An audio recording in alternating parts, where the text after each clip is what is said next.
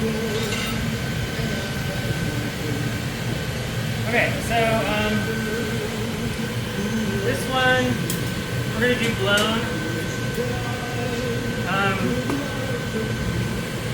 Do you guys want to know the quick version or the like more symmetrical, even version? Okay.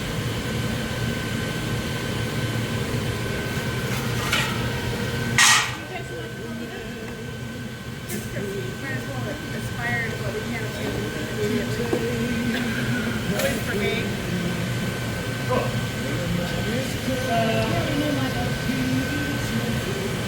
Yeah, I just put a couple of those. I'm going to start by gathering, and then I'm going to go big gathers. So it might be 2 gathers, 3 gathers, or it might be 1. Up to you guys. You don't want it to be huge, but like smaller than a fist, bigger than an egg. Yeah? And we'll get some color on there, some oranges, mix it all up. Right? Pumpkins are very forgiving.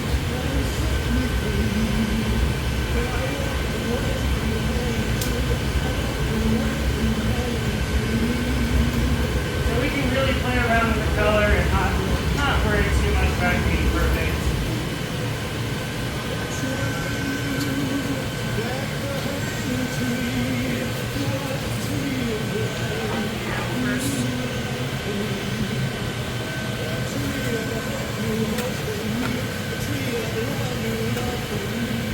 Playing around with some color.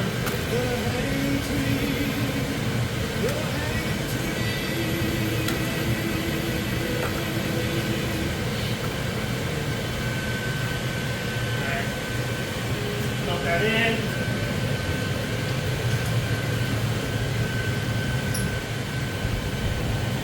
I've got no color on bottom. Are they going to see that, or? I'm going to twist this up, so I'll trim off that bottom. Trim off the booty. But that will be the bottom of it, so even if I didn't trim it off, it's just going to look. So I'm going to twist it by turning while it's on the marber. Without rolling it across the table, it's going to start to twist up because there's friction between the glass and the table.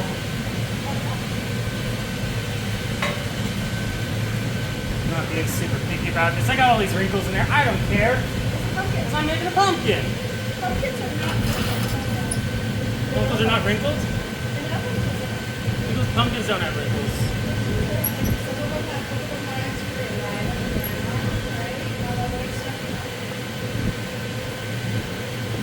I don't know about that.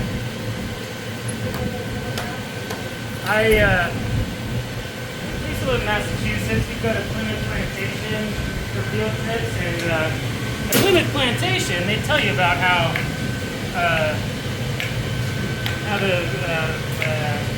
what's his name, taught the pilgrims all about carving pumpkins, you know? So I kind of know a lot about pumpkins. Start off with a pumpkin talk. You all learned about the opening corral or whatever in grade school. You learned about pumpkins. The 5 C's. About what? The 5 C's. What do you learn about in history? I learned how to sail. Did they like talk about like the Lewis and Clark expedition or something? Or What? did they talk about Lewis and Clark? Yeah, maybe, but I mean, like, they did in Arizona too. Yeah, but I did a lot of sailing, everything was sailing, ice skating, and So trimming off the end, I'm turning the pipe and that's twisting it up more. And I cut off that bare spot. So now we got a nice twisty, whatever. You can do whatever you want with the color and the, you know. But don't go crazy with it because we don't want to spend 20 minutes on the color and then have everybody just sit there waiting, not learning how to make pumpkins. Just like throw some color down and move on. Well, you can spend all this time and have a hideous stem. Yeah, that. So the first few pumpkins you make should be clear, I think, just to make sure we get the steps down. So you're not wasting your time on all the color and then screwing up your stem and being like, well, you know, why did I spend all that time on it, right? now I'm going to shake this up and get my bubbles started in here.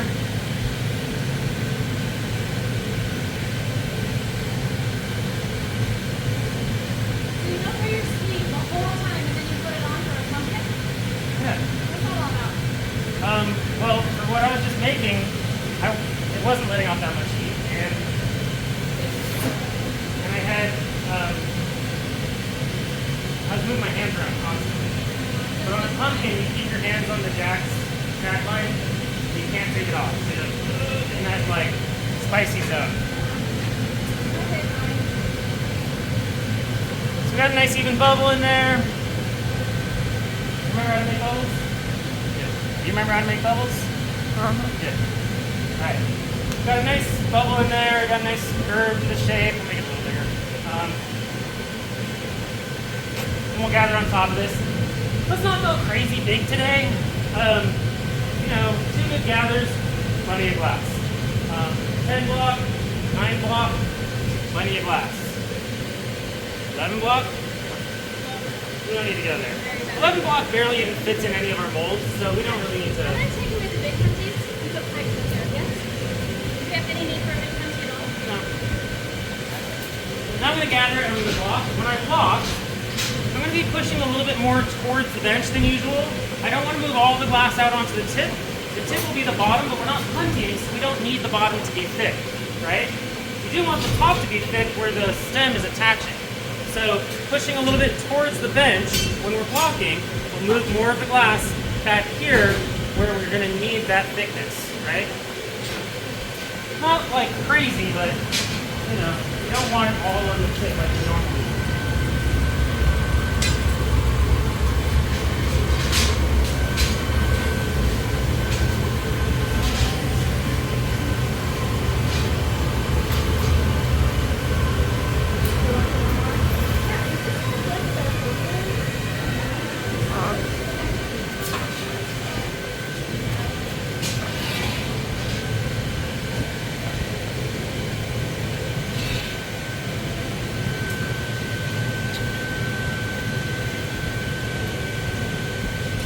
Smoothing it all out.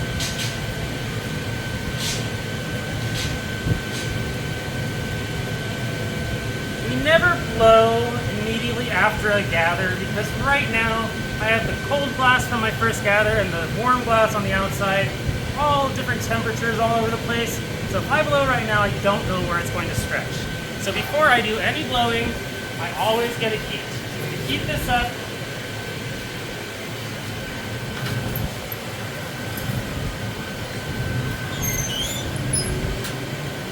once this is hot, I'm going to come back over to the bench, give it a little puff, and then I'm going to start stretching it out into the profile of my mold. A lot of you guys like using the short mold. I don't really have a lot of experience using that one, so I've always used the tall one, so I'm going to use the tall one. But if you guys really like the short one, then you can use that. Just make sure you match the shape of your glass to the shape of the mold. The tall one's kind of conical, the short one is more bullet shaped.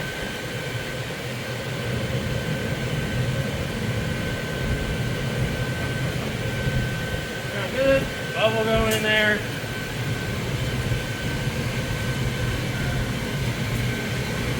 And I'm going to carve it into a nice cone.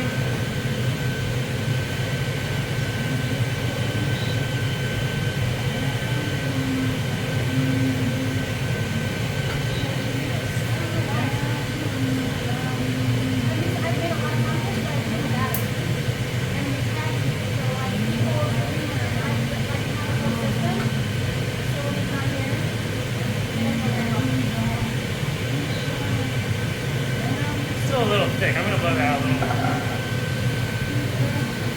We'll mark that one more time. The thinner your glass is before you go in the mold, the sharper your ridges will be on the finished pumpkin. So if you have a lot of thick glass on there before you go in the mold, you're going to get really like gentle ridges. If it's fairly thin, then you're going to get really sharp ridges. I can explain that to you guys in a little bit more detail after we finish this if you guys are interested.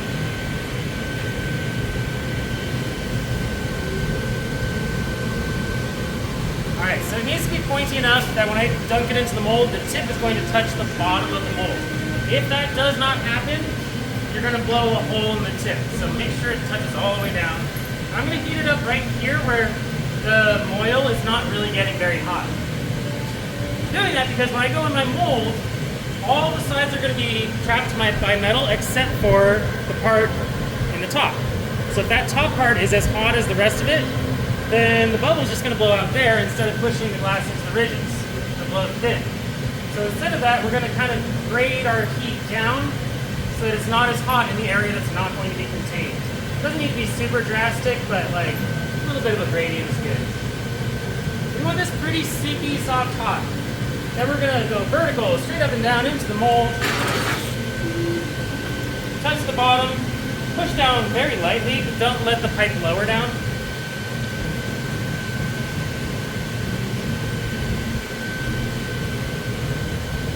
And I'm blowing hard. I'm trying to push down kind of to match the resistance of the air pushing the pipe upward. If you're getting the pipe down inside of the bubble, where it's like, woo, then that's too much pushing. And then, right out of the mold, I do this low angle roll here. That squeezes this area down to where you can easily get your jacks on it. Without doing that, your jack line will be much harder to do. Alright, I'm going to add on my hose now, or you can get your assistant ready to go. Always, if you're going to use a hose, always add it on before your heat. Attaching it on when it's already hot is much more difficult to do because the glass is flopping all over the place. And then you're losing your heat while you're working on that. So I'm going to be able to go straight to my bench from here.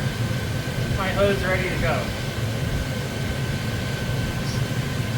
It got a little cold because of all the talking and hanging out in the mold, but we'll get there.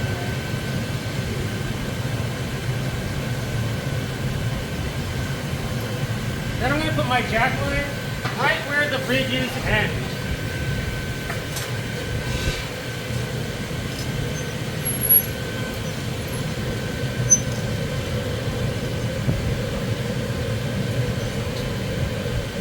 Yeah, I got too much glass on the tip.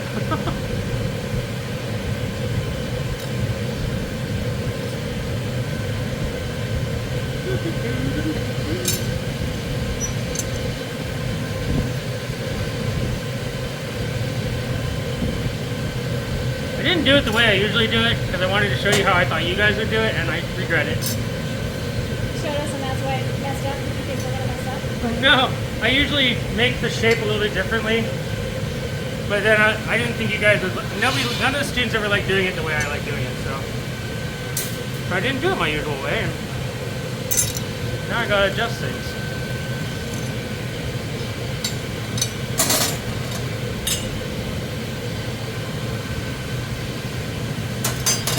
The more heats you do, if you like only heat the tip in order to push the tip in, then when you flatten it, it's going to get an angle. So if you do have to work on the tip more, keep the whole thing, okay?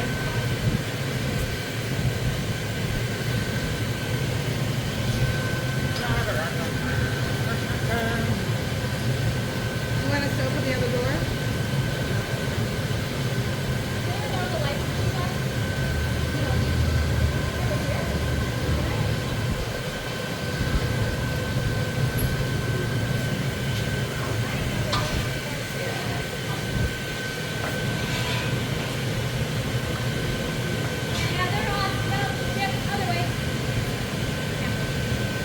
You have to be careful not to push the pumpkin back onto the moil.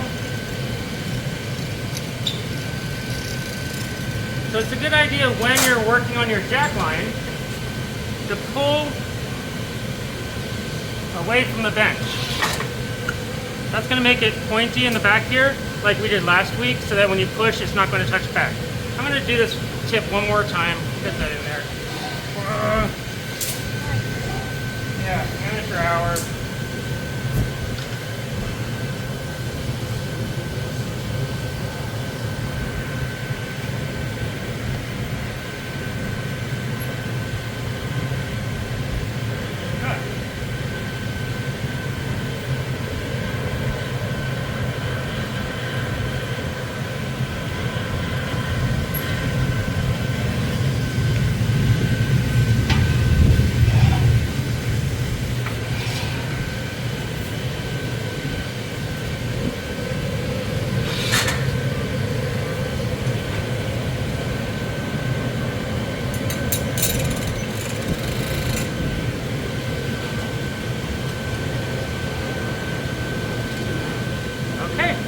me.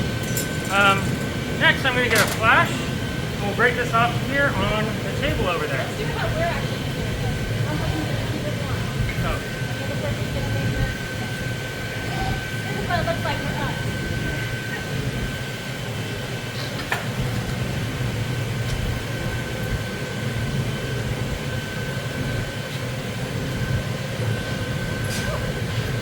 Very small. He's the one you want to video.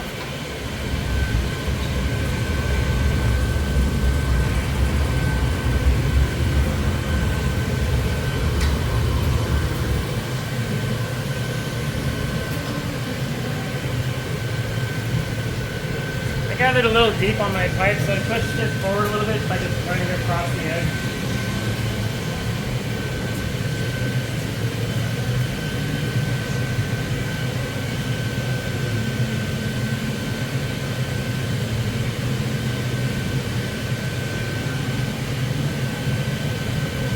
I don't know why I did that.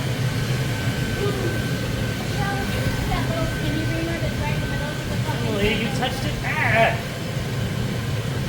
See, this is why I don't trust assistants.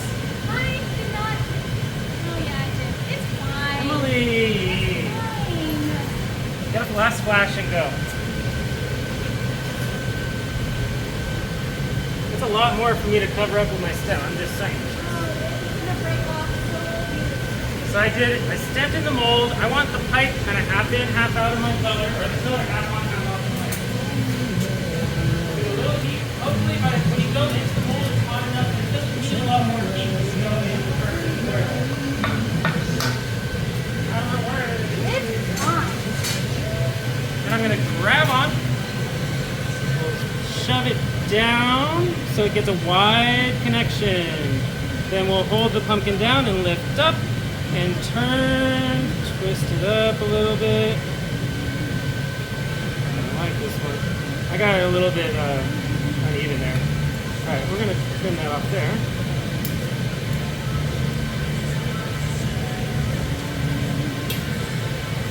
Let that stretch out. Ah, got really uneven heat. I hate this. Emily, why'd you make me do it not my usual way? Then we'll wrap it Not around. your usual I never way. do it with an assistant, so I don't have the timing down with an assistant. All I did was keep it slightly warmer for you. Yeah, but it's all messed up that way. I refuse to apologize for that. Alright, and then I'm gonna roll it down. I can't believe you still had enough heat to do all that. Killing me here, Emily. Alright. Sorry, I didn't explain any of that to you. That was great. Alright. What do you got? So now I'm going to torch it a little bit so that it's sticking down. We want to make sure that when somebody bumps into the stem, it's attached to the pumpkin on both ends, so it's not just springing on this long extension and just bouncing around. And we especially want to make sure that the end of it is not sharp. Then we'll put it away. So I'm going to talk you guys through that stem process in just a second, verbally, so it's not just.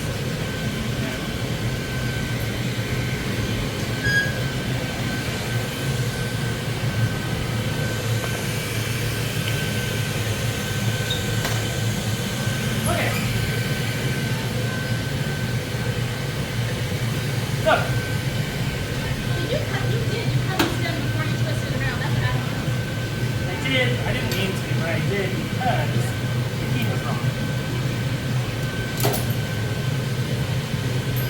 So, there's a couple ways to do this curly stem. We've got these reamers out for you guys to do the stem around it. First things first is we want to make sure we grab onto the pipe with the diamond shears so we have good control when we guide it in. On our walk over, we're holding it horizontally. We don't go vertically until we grab on. Grab on, then go vertical, push down so it gets a wide, it mushrooms out and gets a wide connection. Then when you pull back up, it's going to make more of a cusp in the connection instead of, whatever, you get the idea. Instead of being like, instead of having like a wide part as it meets, or instead of widening and then narrowing as it meets. All right, so we pull up, just like before, we don't want it to be super long. We want to cut it, if we're going to cut it, we want to cut it when it's like 3 or 4 inches long, not 6 or 7. 6 6 or 7 inches is skinny and floppy, and it's also going to cool off much faster, right? So we don't have any time to work with that. So we cut it at like 3 or 4 inches, or you're going to lift it up to 3 or 4 or to 5 or 6 inches. If you don't cut it, you have the option to not cut it and have somebody hold this reamer, and you can just go wrap with this around the reamer, and then use the reamer to guide it down, and then slide the reamer out and cut off the tail. What? This is what we're trying, Michelle. Yeah. So I want you to be ready with a pair of straight shears when I'm doing that. I actually find it easier with tweezers to cut it off.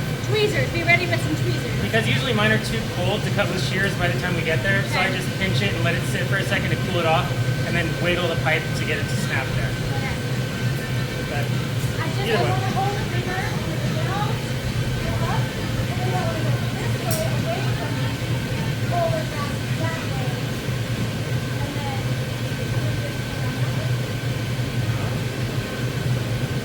I like to curl the stem around the pumpkin, not down the side. Because down the side, it's more likely to get bumped and flicked and broken off.